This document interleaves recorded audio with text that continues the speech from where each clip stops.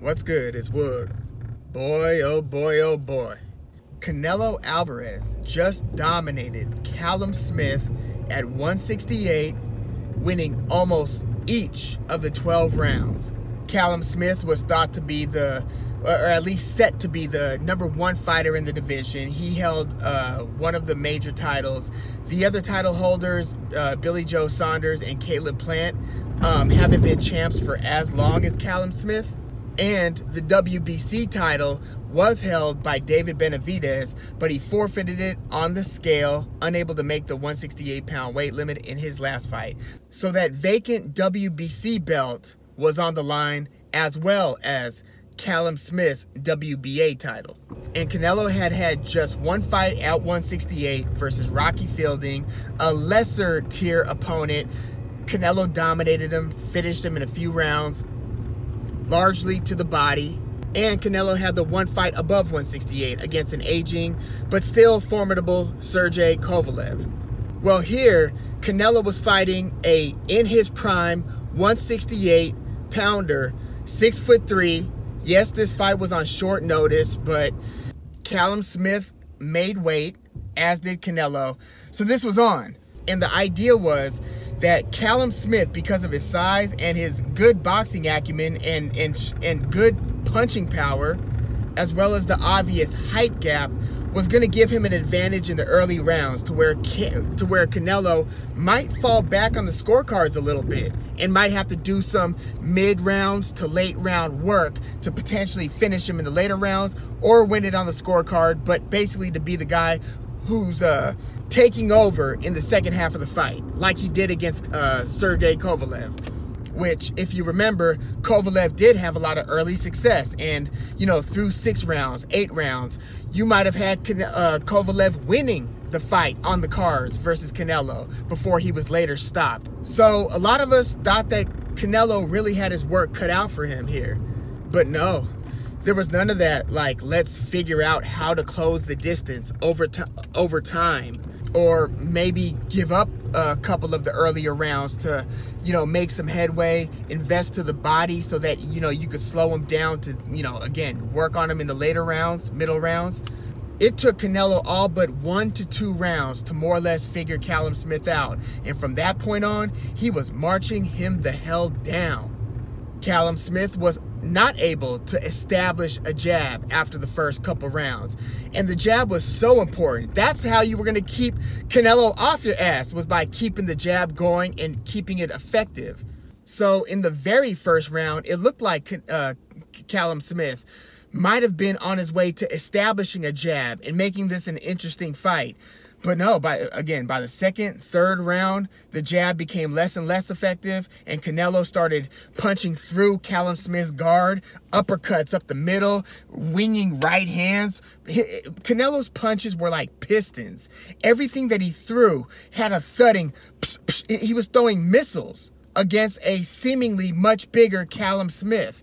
But if you look at how compact Canelo's body is, yes, he might only be 5'8", 5'9", but if you look at the dude's neck, look at his shoulders, look at his core area, the guy is built robustly. And this guy has somehow become almost immune to devastating punching power. He's now fought Golovkin, Kovalev, and Callum Smith, along with Miguel Cotto, Floyd Mayweather, Alfredo Angulo, Erislandy Lara, James Kirkland, and Danny Jacobs, and have you once yet seen Canelo really buckle, really get rocked to where he gets kind of funny leg? Maybe I'm forgetting the moment, but fight by fight, Canelo is looking like an indestructible force. And yes, a couple of his results have been controversial. Austin Trout, Erislandy Lara, those were very disputable fights. And then obviously the 2 fights with Triple G, which I thought Triple G won maybe 116 to 112 in the first fight. And I thought that the second fight might have been a draw. Super competitive. Both fights were competitive. Canelo overperformed and outperformed expectations in both fights, at least as far as what I thought was going to take place. I thought Golovkin was likely going to stop him the first time that they fought. Didn't happen. Again, I thought Golovkin won the fight, but it was called a draw. Canelo won a very disputed rematch. But point being, he lasted 24 rounds with Triple G without going down once, without really showing a sign of course there would be moments against Triple G, against, you know, Miguel Cotto, against a lot of the elite fighters that Canelo's fought, where yes, there were a lot of those punches that you look at Canelo and maybe you could kind of sense a like that one hurt, or he takes a step back if it goes to the body and he seems a little bothered by it. But I've never seen him wobbled. I've never seen him look shaky or look like he was truly about to wilt. I have yet to see that, and he's fought some of the greatest fighters of the generation now. And against Callum Smith, he looked like a damn juggernaut. I mean, there were moments, oh, Canelo's got some wicked intentions with his punches, man. The way that he was kind of doing the feints and then getting Callum Smith to react to the feint and then, you know, throwing the shot, as Luke Thomas from Morning Combat says, splitting the timing and splitting the guard of Callum Smith. And look, Callum Smith was trying to let his hands go. People are questioning whether he even came to win. I think he damn sure came to win, but quickly saw the nuanced game of Canelo and saw that there were certain things that were giving Canelo these advantages in the exchanges. Like, how the hell does the 5'8", 5'9" guy, how is he able to throw the jab that just pump, and it's landing, rocking Callum Smith's head back, and he, the 6'3" guy, is unable to land his jab. He can't find Canelo with the jab at a certain point, and Canelo's just methodically marching him down. Boom, just throwing this jab that looks like his arm has an extendo on it. Because if you look at the measurables, Canelo doesn't have an outrageously nice reach. And the consensus is Canelo doesn't have the greatest foot speed or footwork. He definitely gets his feet where they need to be to let his hands go effectively. So I think his footwork is underrated. Foot speed, okay, I get that. He's not, you know, some of the guys who are the quickest on their feet. He's not Manny Pacquiao, you know. But he obviously has effective foot speed, or else he wouldn't have fought those competitive 24 rounds versus Triple G or earned the decision win against Danny Jacobs. But goodness, Canelo was able to make his tools look so effective. The devastating punches to the body. And those are the ones that, because you're not wearing the punch on your face and you don't see a resulting bloody nose or bloody mouth or busted up eye, you know, you take those body shots and you know, with this lesser crowd atmosphere, you could just hear these thud, like, and you know, Callum Smith is game as hell, man, because he was taking power shot after power shot. He was taking uppercuts from Canelo and left hooks to the body, right hands to the body, where Canelo will split the timing, and instead of going through Callum Smith's guard, he instead sees Callum Smith turtle up, and he just takes that opportunity to level Callum Smith to the body. It was mean. It was a cold game. But Callum Smith persevered, tried to throw punches. I mean, he was trying to get that uppercut going, and he did hit Canelo with it. But I don't know if Callum Smith didn't put his full belief in a lot of those power punches because he didn't think he was going to find Canelo, or if he was worried about the return fire, so he was withholding some of the power in those punches. But even when Callum Smith was landing, it didn't seem to have the effect on Canelo that you would have imagined it would. The bigger fighter was landing sometimes, and Canelo was just like, just biting down. You could see Canelo's jaw muscles just kind of tense up. I mean, I swear, this dude's built like a python, man. And you see Canelo just kind of bite down on the mouthpiece, march forward with this like determined look, and very like, it's a very Michael Myers-like expressionless kind of, he shrugs his shoulders, acknowledges them sometimes, and but there's straight killer in that. But Canelo is just continuously marching him down, and that head movement was looking like his head movement against Danny Jacobs, where he's just like sitting in the pocket, almost like a Pernell Whitaker, and it's just like his upper body is moving as if it's like it's timing the punches, and it already knows the sequence of punches that's coming. So it looks like he looks like a magician in there. This is Canelo, who, I mean, we've seen this gradual progression in his skill set, but who would have thought that he would turn into this this wizard, this sorcerer. It's really a privilege to witness this. I mean, Canelo looks so good against Callum Smith that it has me rethinking my Luke Campbell pick versus Ryan Garcia. I'm actually leaning Campbell by decision. I think that it's a lot for Garcia in terms of like the amount of quality that he's stepping up to in fighting Luke Campbell. But he's training with the Reynosos. He's in there with Canelo, and I mean, they got something special going on. And Canelo, this is a generational type talent, and a lot of us have known this for some time, but it's just every time he steps in the ring, he's showing you something else, and his game is just becoming much more refined, fight by fight. And we've seen this incrementally, you know, when he beat Shane Mosley by decision early in his career. Old Mosley, several years later, he's beating, you know, Miguel Cotto. And the way that he turned the James Kirkland attack around to just knock him out cold. And, you know, he's a patient assassin. He's hunting out there.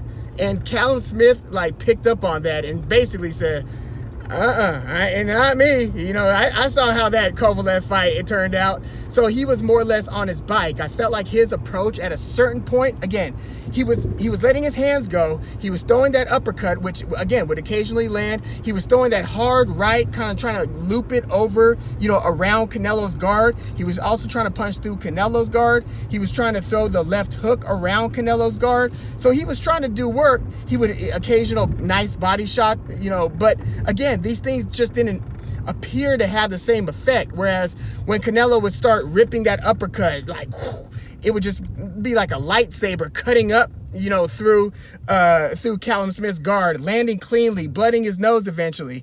And you would see Callum Smith then get on his bike and, you know, try to buy himself some time and try to reduce the amount of times that they meet and that they engage and start exchanging.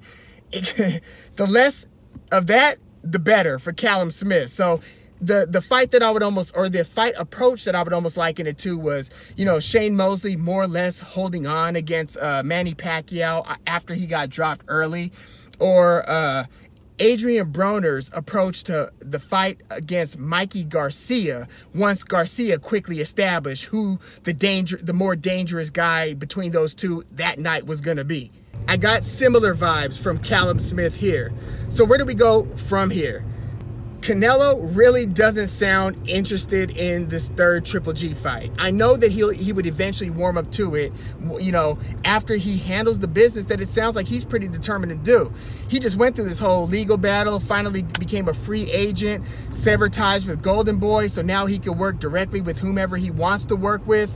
This fight was with Matchroom Eddie Hearn and was on the same platform that Golden Boy works with, the Zone, but not with Golden Boy. It was with Eddie Hearn, Matchroom.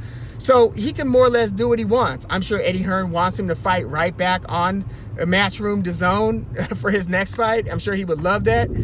Eddie Hearn would love to see Canelo versus Triple G 3, I'm sure. But Canelo sounds like he wants to unify the title at 168, and he's really, really daring to be great. Unfortunately, what I don't think he's going to do is fight at middleweight anymore, and I know a lot of other experts feel the same. It sounds like even if they are to make Canelo versus Triple G 3, it would probably be up at 168. Canelo even said after this fight, you know, why kill myself to keep on making 160? I really like this weight class, 168. I feel like I want to win all of the belts here. So Canelo's saying, you know, whoever's holding the belts, I want to take that belt from him. So now now that Canelo's got the WBC and the WBA 168-pound titles, you know, the next two guys would be Billy Joe Saunders and Caleb Plant. Billy Joe Saunders holds the WBO, Caleb Plant the IBF.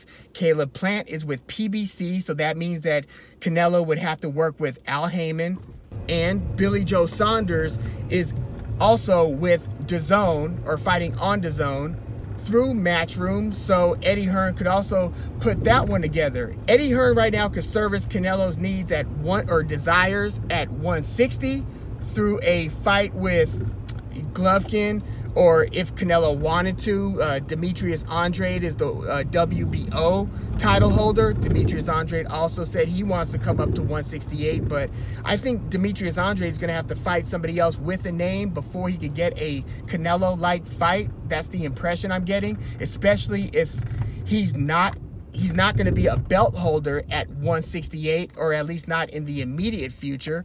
So I don't see the incentive there for Canelo to fight Andrade, but Eddie Hearn could, again, service Canelo's desire with Triple G at 160, or with Billy Joe Saunders, a title holder, at 168. So that might be the next logical play. And since Canelo's already worked with Eddie Hearn in Matchroom, it seems like a very doable fight. In fact, right just before the pandemic, that looked like the next fight for Canelo anyway. It fell through.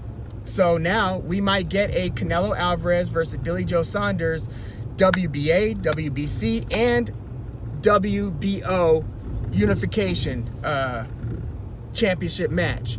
And then the winner of that, if they wanted to unify the title to become undisputed champion, earning all 4 belts, they would then have to work with Al Heyman and PBC to get the fight with Caleb Plant.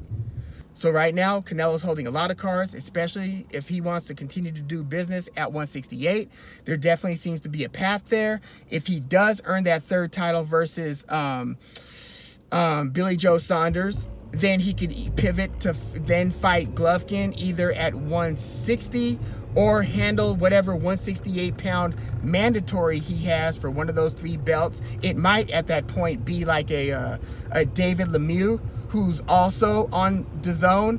Demetrius Andrade can quickly become a WBO mandatory if he can go up from being the title holder at 160. The WBO, like the WBC, will sometimes allow you to automatically fight for the title if you then go up a weight class. So he can try to put himself in position to be a mandatory there. And again, he's a DAZN fighter. I'm just trying to work out the different scenarios. I don't see an immediate fight between, for instance, Canelo versus David Benavidez, who's a PBC fighter. And I don't see Canelo immediately jumping to work things out business-wise with Al Heyman to do the Canelo versus Caleb Plant fight. I don't think that that's next immediately. But yeah, let me know your thoughts both on this Canelo versus Callum Smith fight for those 2 titles and the path forward. What do you want to see Canelo do next? And where does Callum Smith go from here? I really kind of feel like this is one of those losses where even though he went the distance and there is a moral victory in that, this had to have been devastating in terms of just a reality check in terms of where you are and where you need to be to truly be the best. Because Callum Smith, I believe, going into this fight, felt like he really was the best in the world at 168.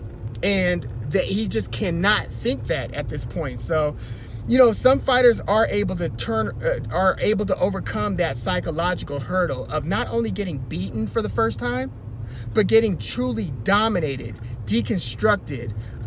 Sometimes fighters psychologically and then mentally and physically can't truly recover from that experience and then reclaim their stake at the top. I really wonder what's going to happen going forward with Callum Smith. I almost feel he has to have a get well fight after this type of an experience against a non-elite fighter. You know, I kind of think it's more likely that Callum Smith goes up to 175. He's often talked about the weight cut, and he's obviously a huge dude. He's 6'3", so his frame can definitely support a light heavyweight amount of weight, 175 limit.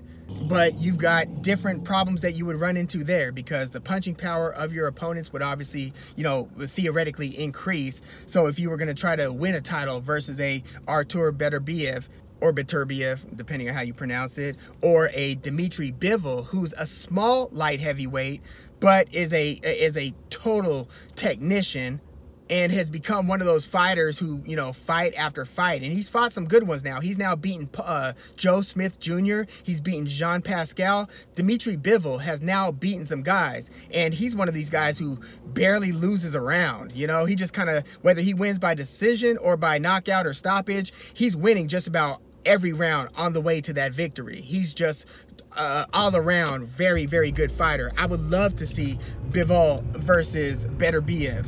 And I would love to see either of those guys eventually against Canelo Alvarez, because we've seen Canelo fight at light heavyweight once. And yes, it was against the aging Sergey Kovalev, but Kovalev beat Eliezer Alvarez just before that, you know, and beat Anthony Yarde. Although he had difficulties with him, he ended up getting the knockout stoppage late. So let's not just gloss over Canelo's victory, even though he overcame some opposition, that knockout victory over Sergey Kovalev. Canelo, you know, I am not going to put any barriers or limitations on what he can and cannot do. I'm tired of betting against Canelo. And I didn't in this case. I thought that he was going to beat Callum Smith by knockout or stoppage. But in full disclosure, I lost money betting on Golovkin twice against Canelo. And again, to my eyes, Golovkin should have won at least one of those two fights. But the decisions were what they were. And, you know, there have just been too many other times where Canelo outperforms my expectation. For instance, I thought Daniel Jacobs was going to give him way more difficult of a time than he did. But yeah, let me know your thoughts about all this. Keep your eye out for my 2020 recaps and my 2021 previews. Leave your comments in the comments. And please like the video, subscribe to the channel if you are into the fight talk. I'm Woog. Thanks for tuning in.